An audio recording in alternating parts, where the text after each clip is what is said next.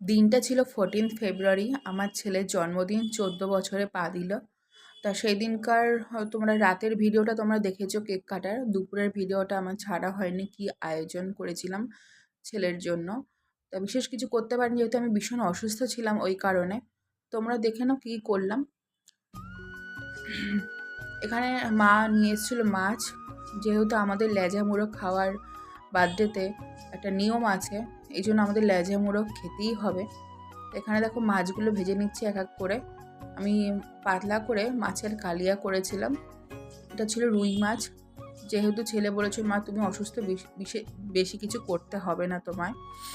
দেখো মাছ রান্না করে নিয়েছি। এখানে 3 রকম ভাজা করেছিলাম। একটা মাছ ভাজা রেখেছিলাম, আর ছেলে যেহেতু আলু খেতে ভালোবাসে ওই জন্য ওকে আলু ভাজা করে দিয়েছিলাম। আর ছিল পাঁপড় ভাজা।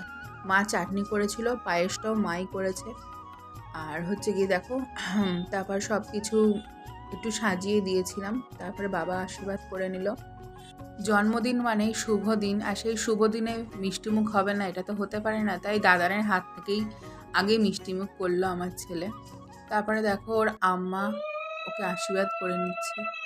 তার আগে দেখেছো কেমন একটা গাল টিপে দিল। ওর আম্মাকে এই রকমই করে সারা দিন। বাড়িতে থাকলে, যতক্ষণ বাড়িতে থাকবে ততক্ষণ আম্মার সঙ্গে এরকম দুষ্টুমি কুদুমি চলবে। এখানে মাকে নিয়ে একটু হাসাহাসি হচ্ছিল। মা শঙ্খ বাজাতে গিয়ে শঙ্খটা বাজাতে পারছিল না, তাই সবাই মিলে কি হাসি। এরকমই চলে গো আমাদের ঘরে। সব সময় হাসি খুশি থাকার চেষ্টা করি, সবাইকে নিয়ে ভালোভাবে থাকার চেষ্টা করি।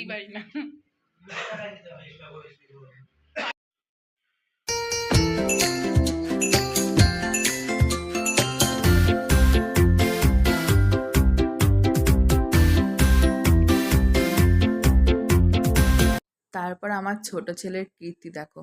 ও তো জানে না এইসব। ও দাদাভাইকে ধান দুব্বো দিয়ে আশীর্বাদ করছে। তাই আমরা সবাই মিলে সেটা আর বলছি না, তুমি তো ছোট, তুমি দাদাভাইকে পায়েস খাওয়াবে।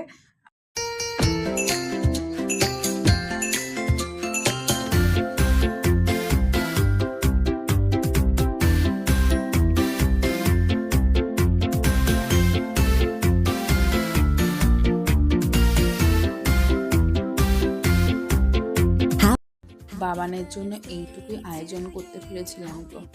সবাই আমার ছেলেটাকে আশীর্বাদ করেছেন একটা ভালো মানুষ হয়। আচ্ছা, এবার দেখাই তোমাদের রাতের বেলা কি মেনু ছিল আমাদের। বিশেষ কিছু করতে পারিনি। করেছিলাম চিকেন রেজালা, আর বাইরে থেকে রুমালি রুটি কিনে আনা হয়েছিল, তাই তোমাদের সেটা দেখালাম। কেমন লাগলো জানিও ভিডিওটা। লাইক করে দিও, একটা শেয়ার করো, কমেন্ট করো, সাবস্ক্রাইব করে দিও। দেখা হচ্ছে পরের ভিডিওতে। ততক্ষণ ভালো থেকো, সুস্থ থেকো, টাটা।